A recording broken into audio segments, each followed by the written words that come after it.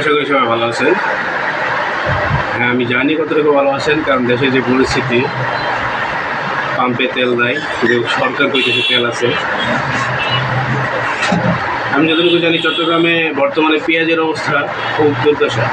কৃষক যারা আছে পেঁয়াজ পাইতেছে না তাদের ন্যায্য মূল্য, কিন্তু আমাদের এখানে পর্যন্ত আস্তে আস্তে যে পরিমাণ টাকা খরচ হচ্ছে, পেঁয়াজ কিন্তু আমরা ঠিকই 40 থেকে 50 টাকা বা 30 টাকা উপরে কিন্তু আমরা কিনতেছি। বর্তমানে আমরা যা দেখতেছি আম, পোলিও বা বিভিন্ন ধরনের টিকা জনগণের যে এটা পাওয়া উচিত সেটা নাই। কিন্তু আমাদের তারেক রহমান প্রেসিডেন্ট সাহেব ঠিকই মুভি দেখতেছে, তার মেয়েকে নিয়ে এনজয় করতেছে।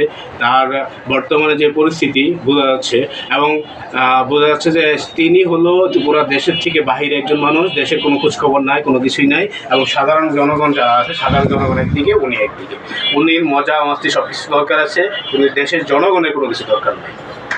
এটা হলো আরেকটা কথা। তারপর হলো আমাদের জুলাই সনদ নিয়ে একটা কথা। জুলাই সনদ আজকে যারা দাঁড়িয়ে আছে পার্লামেন্টে বা আদার্স যারা আছে, সবাই জুলাই সনদের উপরে দাঁড়িয়ে আছে। কিন্তু জুলাই সনদ নিয়ে আজকে হয়েছে কারচুপি। জুলাই সনদ আজকে একজন বলতেছে জুলাই সনদকে সনদ হিসেবে গ্রহণ করা যাবে না, বা জুলাই সনদকে স্বীকৃতি দেবে না। এটা তো ওদের বোঝা উচিত যে জুলাই সনদের উপর ভিত্তি করে আজকে সব কিছুই। আজকে ওরা পার্লামেন্ট করছে, তারেক জিয়া দেশে আসে, খালেদা জিয়ার মৃত্যুবার্ষিকীর সময় মৃত্যু এত সুন্দরভাবে আয়োজন করছে, কিন্তু এত কোনো কিছু আয়োজন হইতো না যদি ৩৬শে জুলাই আয়োজন না হইতো।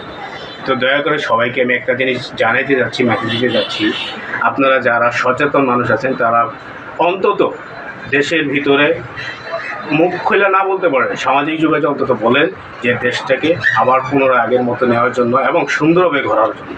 ধন্যবাদ সবাইকে।